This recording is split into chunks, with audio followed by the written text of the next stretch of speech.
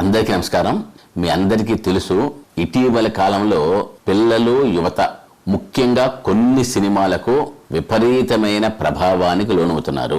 హీరోలని అనుకరిస్తున్నారు అని అనుకుంటున్నాం, కానీ వాళ్ళు అనుసరిస్తున్నది హీరోలను కాదు, హీరో చేసిన పాత్రలనే అనే విషయాన్ని చాలా మంది గమనించలేకపోతున్నాము. దీని గురించి ఒక్కసారి చర్చిద్దాం. మొన్న సంధ్యా థియేటర్లో జరిగినటువంటి ఘటనలో ఒక బాబు గాయపడటం, అతని తల్లి చనిపోవటం వలన దేశవ్యాప్తంగా చర్చ జరుగుతున్న సందర్భంగా ఆ యొక్క బాబు తండ్రి వివిధ ఛానల్స్తో మాట్లాడుతూ చెప్పిన మాటల్ని ఒక్కసారి పరిశీలిద్దాం. ఒకటి, మా బాబు అల్లు అర్జున్కి పెద్ద ఫ్యాన్, సినిమా చాలాసార్లు చూశాడు, వాడిని మేము పుష్ప అని పిలుస్తాం, వాడి సంతోషం కోసమే మేము సినిమాకి వచ్చాం, రీల్స్ కూడా చేశాడంట పుష్ప మీద. ఈ మాటలు మనకు చెబుతున్న పాఠం ఏమిటి అంటే, ఆ బాబు ఇక్కడ అల్లు అర్జున్కి పెద్ద ఫ్యాన్ కావచ్చు, కానీ యాక్చువల్గా అతను అనుకరిస్తున్నది పుష్ప అనేటువంటి ఒక క్యారెక్టర్ని. పుష్ప మీదే రీల్స్ చేశాడు, ఇంట్లో వాళ్ళు కూడా పుష్ప పుష్ప అని పిలుస్తున్నారు. అంటే తెలియకుండా పుష్ప అనే క్యారెక్టర్ని తనకు తాను ఆపాదించుకుంటున్నాడు. ఇది ఈ ఒక్క బాబు, ఈ ఒక్క తల్లిదండ్రులే కాదు, దేశంలో అనేక మంది, అనేక పాత్రలు, అనేక సినిమాలు. అందుకని ఒక్కసారి చూస్తే ఇటీవల కాలంలో వచ్చిన తెలుగు సినిమాలు ఒక 4 చూద్దాం. వాటిల్లో ఏం నేర్చుకుంటున్నాం మనం, వాళ్ళు ఆ పాత్రలు, హీరోలు ఏం నేర్పుతున్నారు అని గమనిస్తే, ప్రతి నాయక పాత్రలే నాయక పాత్రలుగా చలామణవుతున్నాయి. అంటే యాంటీ హీరోస్ అనేది ఈ ధోరణి సరికొత్తగా సినిమాల్లోకి వచ్చింది. వీటి వల్ల ఏమవుతుందంటే, నేర ప్రవృత్తి చేయటం, నేర సామ్రాజ్యాన్ని విస్తృతం చేయటం, విపరీతమైన కోపాన్ని చూపించటం, ఇవన్నీ కూడా పిల్లలు, యువత చెడు మార్గంలో పయనింప చేయటానికి ఇవన్నీ తోడ్పడుతున్నాయి. ఇక్కడ ఒక 3-4 సినిమాలు చూస్తే గనక పుష్ప చూడండి. పుష్ప సినిమా చెప్పింది ఏంటి? పాత్ర ద్వారా తన లాభాల కోసం అన్ని ఆధారాలను తప్పించేసి అక్రమ మార్గంలో ఎర్ర చందనాన్ని స్మగ్లింగ్ చేయటం ద్వారా నేర సామ్రాజ్యాన్ని విస్తృతపరచుకోవటం, ఇది పుష్ప చెప్పాడు. అదేవిధంగా KGF ఒకసారి, దానిలో కూడా బంగారు గనులను కొల్లగొట్టడం, మైనింగ్ మాఫియా, నేర సామ్రాజ్యం, దరిమిల విపరీతమైన హింస. ముఖ్యంగా ఈ 2 సినిమాల్లో కూడా హీరో సాత్వికంగా, ఉదాత్తంగా ఉండడం అనేది మనం అందరం నేర్చుకోవాల్సింది. కానీ ఇక్కడ హీరో మేనరిజం గాని, స్టైల్ గాని, కనపడే విధానం కూడా మనకి నిజమైన ఉదాత్తత ఎక్కడా కనపడదు. దానిని యువత, పిల్లలు అనుసరిస్తున్నారు, అనుకరిస్తున్నారు. అదేవిధంగా అర్జున్ రెడ్డి, ఇది దేశవ్యాప్తంగా సరికొత్త ట్రెండ్ తెచ్చింది. ఆ ట్రెండ్ ఏంటంటే కచ్చాబాదం, ఎలాంటి గోప్యత అవసరం లేదు, కొల్లం కొల్ల, బూతి సీన్లు, లిప్ లాక్లు, విపరీతమైన మనస్తత్వం, విశృంఖల శృంగారం, ఇవన్నీ హాలీవుడ్ ని తలపించేలా ప్రజలపైన పుంకాలుగా గుప్పించారు.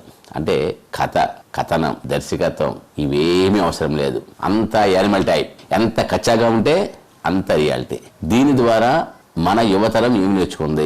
విపరీతంగా సినిమాని ఆదరించడం వల్ల యువత పెడమార్గం పట్టడానికి ఇవన్నీ మనకు తెలియకుండా దోహదం చేస్తున్నాయి.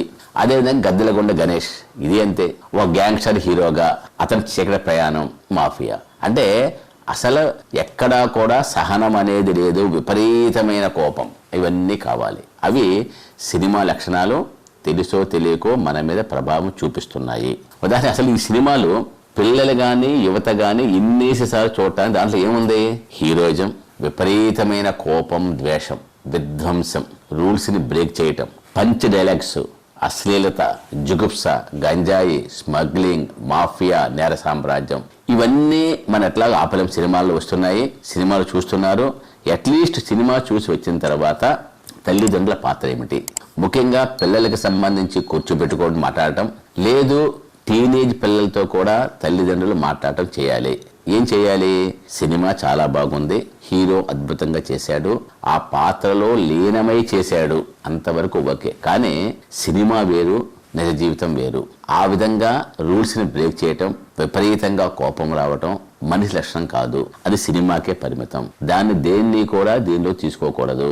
మనకు కావలసిన సినిమాలు మనకు కావలసిన పాత్రలు, మన నిజ జీవితంలో ఏ విధంగా ఉండాలో చెప్పేటువంటి అద్భుతమైన సినిమాలు, పాత్రలు ఉన్నాయి. అవి మళ్ళీ చెప్తాను నేను. అటువంటి పాత్రలు ఉన్నాయి కాబట్టి దీనికి ఎట్టి పరిస్థితుల్లో ఎడిట్ కావద్దు, సినిమాని సినిమాగానే చూడు అనే 1-2 సార్లు తల్లిదండ్రులు ఈ పిల్లల్ని కానీ టీనేజ్ని కానీ చెప్పకపోతే యువతరం పెడత్రోవని నడిచే అవకాశం ఉంది. దీనికి తల్లిదండ్రులు బాధ్యత వహించాల్సిన అవసరం ఉంటుంది, సమాజం కూడా బాధ్యత వహించాల్సిన అవసరం ఉంది. ఈ సినిమాని ఎట్లా ఆపుతాము, సెన్సార్ ఏ విధంగా చేయాలి, డైరెక్టర్ల పాత్ర ఏంటి, నిర్మాతల పాత్ర ఏంటి, ఇవన్నిటి గురించి అన్ని చెప్పినా కూడా అవన్నీ కూడా మన చేతుల్లో మన స్థాయిలో ఉన్నవి అని అనుకోవట్లేదు. అట్లీస్ట్ మనం చేయగలిగిన పనులు కొన్నైనా తల్లిదండ్రులు చేసే ప్రయత్నం చేయాలి. అందుకనే చివరిగా నేను చెప్పేది ఏంటంటే, మీరు పిల్లల దగ్గర కానీ అదేవిధంగా మన యొక్క టీనేజ్ పిల్లల దగ్గర ముఖ్యంగా ఫ్యాన్ అనే పదం వాడొద్దు. వాళ్ళు ఫ్యాన్ అవుతున్నది హీరోకి అయితే ఇబ్బంది లేదు, కానీ ఒక పాత్ర కమిట్ అయిపోతున్నారు. అటువంటి పాత్ర కమిట్ కాకుండా మనం కాపాడుకోవాలి.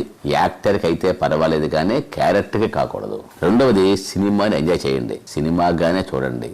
అది అందులో ఉండేటువంటి నిజమైనటువంటి మంచిని తీసుకోవడం కోసం చూడంత చుట్టూ ఉంటుంది. దానిని విడమర్చి పిల్లలకు చెప్పాలి. సినిమా వేరు, నిజం వేరు. అందుకని ముందుగా తల్లిదండ్రులు మనం మారాలి. మనం మారితేనే పిల్లలు మారుతారు, పిల్లలు మంచి మనుషులుగా ఎదుగుతారు. ఆ దిశగా తల్లిదండ్రులు పిల్లల పట్ల శ్రద్ధ వహించాలని అందరినీ కోరుతున్నాను.